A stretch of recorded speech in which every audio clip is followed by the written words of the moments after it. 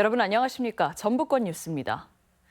내장산 단풍이 최절정을 보이고 있는 가운데 주말을 맞아 도내 단풍 명소마다 행랑객들로 크게 붐볐습니다.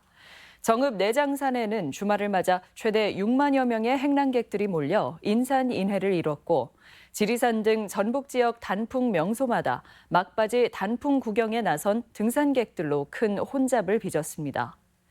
내장산 관리사무소 측은 오는 수요일쯤 한 차례 비가 예보돼 있어 단풍 최절정은 이번 주로 마무리될 것으로 전망했습니다. 다문화 결혼이 급속도로 늘어 도민 10명 가운데 1명은 외국인과 혼인하는 것으로 나타났습니다. 다문화 가정이 낳은 아이의 비중도 전국 최고인 것으로 집계돼 바야흐로 다문화 시대가 성큼 다가왔습니다. 유룡 기자의 보도입니다. 진안에 살고 있는 캄보디아 출신 하우트 네이준 씨.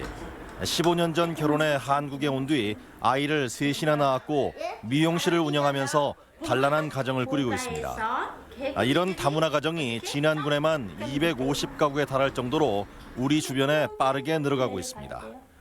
신랑은 직장 다니고 저도 직장이 있어가지고 애들은 이제 초등학교 잘 다니고 있어서 형편은 괜찮아요.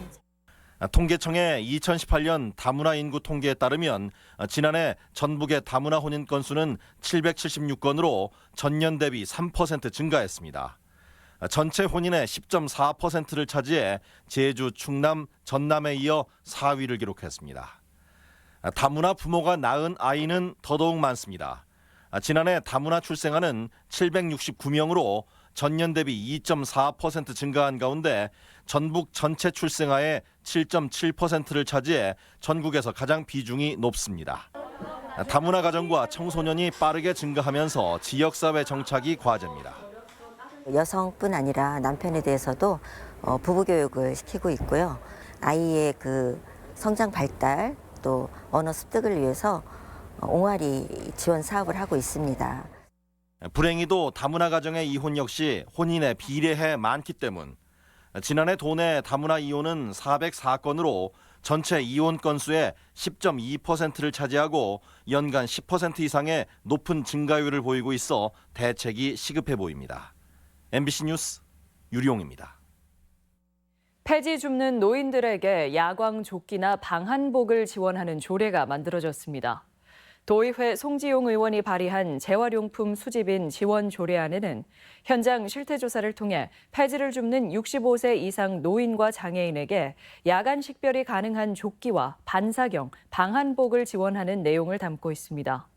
송 의원은 폐지 줍는 어르신들은 생활고에 시달리고 안전까지 위협받고 있다며 앞으로 미비점을 더 보완하겠다고 밝혔습니다.